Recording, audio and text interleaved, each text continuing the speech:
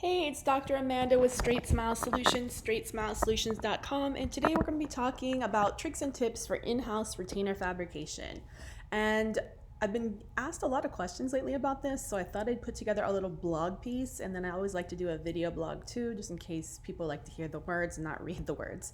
So if you want to see the written blog, you can just go to my website, StraightSmileSolutions.com, click on About Us, and below that there is blog. At the moment, it's end of September 2020. It should be the most recent post, but you can always search retainer, and it should show up.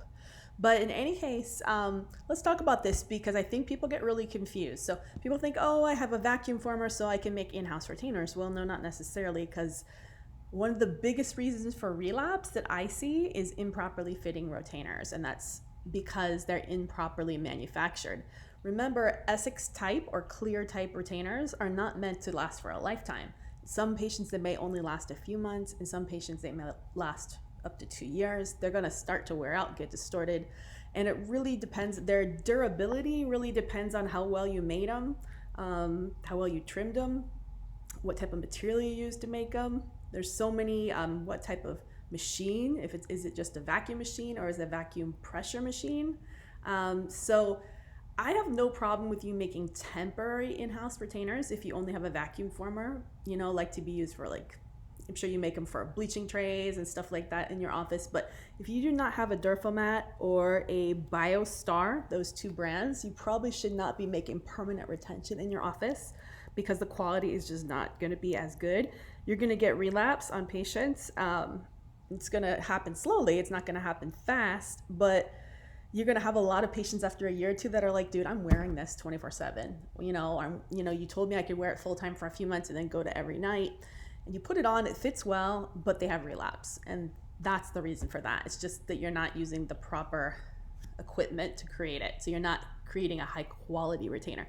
Same thing can happen if you send off to a lab and they're using low quality retainers. So I'm pretty good at this point. I can look at a retainer and see if it's good quality or not.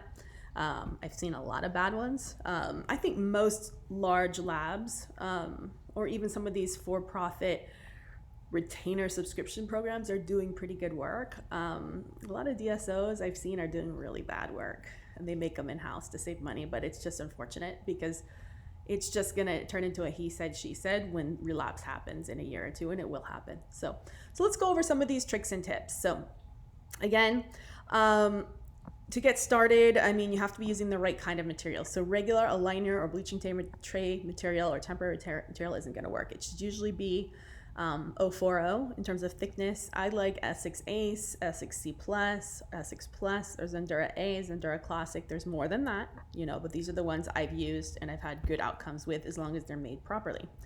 You can also get these same types of materials from a local lab. Price points are really low for retainers. I've heard 30, 40, I'd say around 50.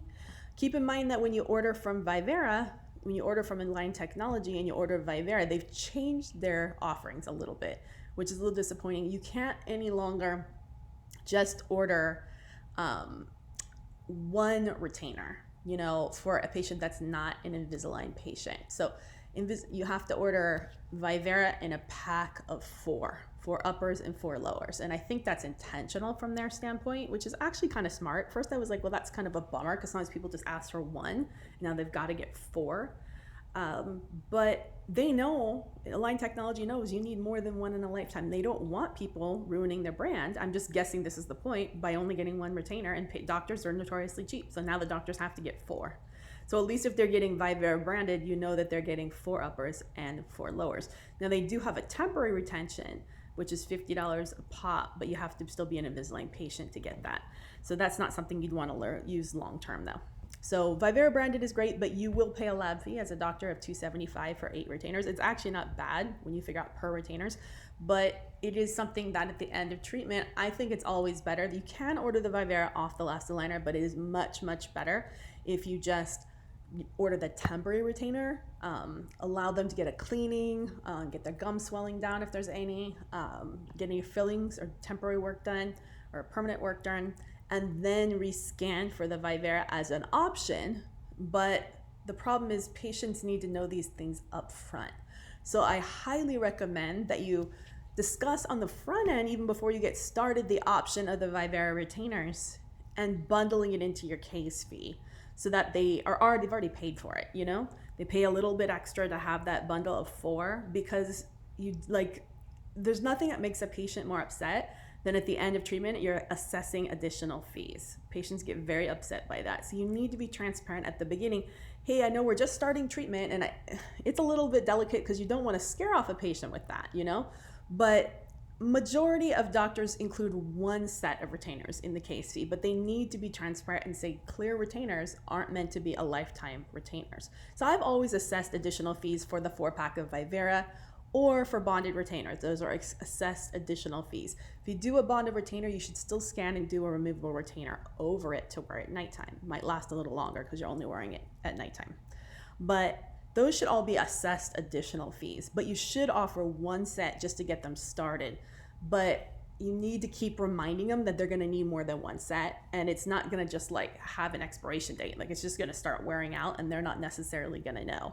So, you know, way before you even get to debond, just a reminder, you get one set, it's going to last you about 3 months. You're going to have to get more than one set of retainers. Here's our options. You can get a 4-pack of Vivera, or, you know, you can also send off to a local lab and order your own version of a 4-pack there, you know, 4 uppers and 4 lowers. It's just that they don't tend to have a bundle price, so Vivera actually might be more affordable for you in that situation. But anyways, okay, so let's talk about some of the tricks and tips if you are making retainers in-house.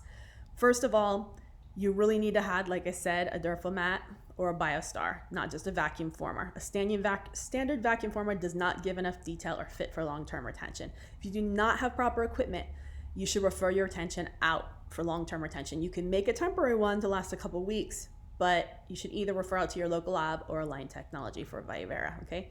On average, Essix type retainers might last a few months to 2 years. Like I said, there's no expiration date, so it's just going to slowly start to give out. Patients aren't going to know the difference. So you need to make sure that you're reminding the patient they should have backup ones. They should always fit nice and snug. If they're not fitting snug, then they're not well done. They're not ready, you know. So anytime they got to get new dental work done, they need to get a new retainer. That's an additional fee. You need to let them know that up front, even just a filling. So it's really important. That's why I love the idea, especially if you're a general office. I love the idea of giving them even perhaps an additional, incentivizing them. I've always done this, incentivizing them. If I've worked with a GP, any work you get done in the next 30 days, if you get all your work done, we will throw in an additional set of retainers after your work is done. That way they're incentivized to get all their elective dental work and even borderline dental work done right after ortho, get it all done, and then I'll even make them an additional free set of retainers after that. And that really incentivizes people to get treatment done, you know, their cleanings, their fillings, their wisdom teeth out, whatever they need to do. We'll get you a really good final set of retainers after that. So what else? Of course, a scanner is going to be more accurate, but if you are taking impressions, PVS is better than alginate for long-term retention. We don't recommend using alginate except for temporary retention. If you are making a temporary retainer and you're using alginate or PVS, it's better. Don't use plaster. Use actual stone. If you need it to set quickly, you can use slurry water to make it set quicker. Your base should only be 3/4 of an inch. The base of the tray, whether it's printed, and that's the build plate, or if it is poured and trimmed, 3/4 of an inch. Any thicker, the plastic won't adapt ideally. And it needs to be a horseshoe. There should be no pallet unless you're trying to make like a phase 1 retainer, and that's a little bit trickier. I think I would refer that out. Always take out your bubbles, score them out. Make sure that you're ordering the right type of thermoforming plastic to fit your machine. Some are circles, some are squares. Like we talked about the different thickness. Certain types of plastic is meant to be for bleaching trays. Certain types of plastic is meant to be for moving teeth. Certain types of plastic is meant to be for night guards. So you need to use the right one for retention. After you've done the suck down, I think it's easier to have a nice wheel saw or an electric heat knife for removing the cast from the plastic. And then they make a little, I don't even know what it's called. I call it like a model pop-off tool. It looks like a little L, and you can just pop. It's almost like a lab knife. It works too.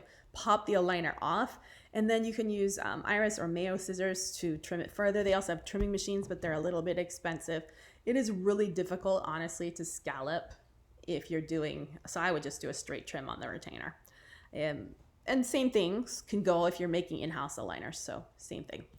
But in any case, I think retainers is way more commonplace. I see it all the time in most offices.